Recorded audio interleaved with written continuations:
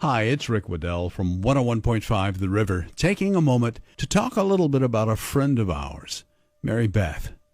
Mary Beth used to kid me about my Southern heritage, and we had a lot of fun with that because she had lived in that area. One of the first jobs in her career was down around Charlotte, North Carolina. She made her way back to Northwest Ohio and wound up working here, of course, over at K100 with Mitch, Jack Mitchell. A lot of you started listening to Mary Beth when she was doing news with Jack. Then she and Jack came to the river. That's where I met her as Jack Mitchell began to think about retiring.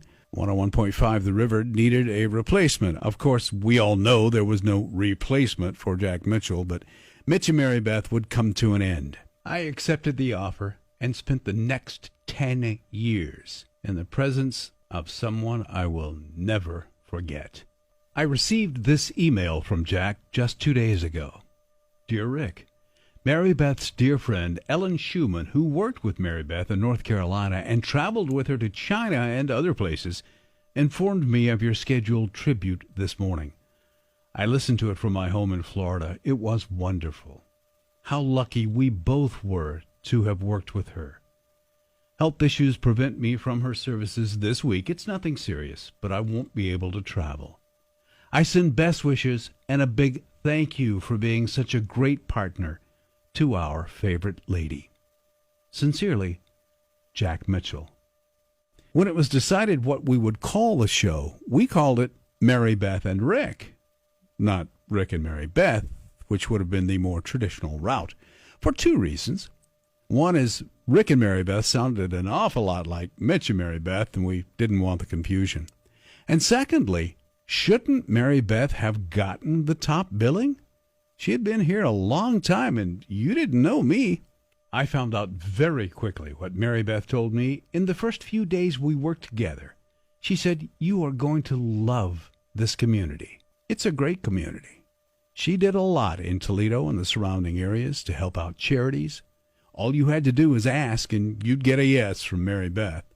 From Christmases on the River to toy-a-thons, her extensive work with the Victory Center and the Leukemia Lymphoma Society, the Humane Society, and Lucas County Children's Services, Mary Beth had a fingerprint on just about everything that happened in this community. That's one of the reasons I was so proud to work alongside her. She lifted me up. She made me a much better broadcaster than I had ever been. And I think she also made me a better person. For those years, I thank her, and I know that she's looking down and smiling because we're smiling, remembering her legacy. She took us on a very private journey, a battle with cancer. She beat it, and it came back. But now it's over. Mary Beth can rest, although I suspect she's up there, pretty busy. I'm sure she's got her hands in everything going on there, too. I'd like to take this 1-minute pause to remember not just an icon in broadcasting, but a wife and mother we all grew to know. Please pause with me as our iHeart family, along with other media outlets in the Toledo area, take the 60 seconds to remember Mary Beth Zolik Smith.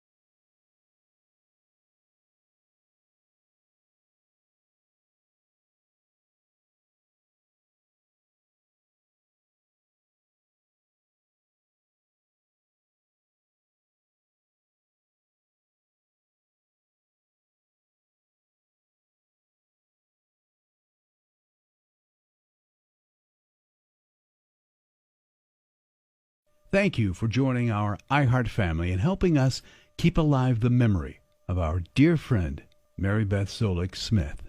And somewhere up there, I'm sure, she's standing on a mountaintop, channeling Julie Andrews, making sure the hills are alive with the sound of music. Thank you, Mary Beth. I'm Rick Woodell.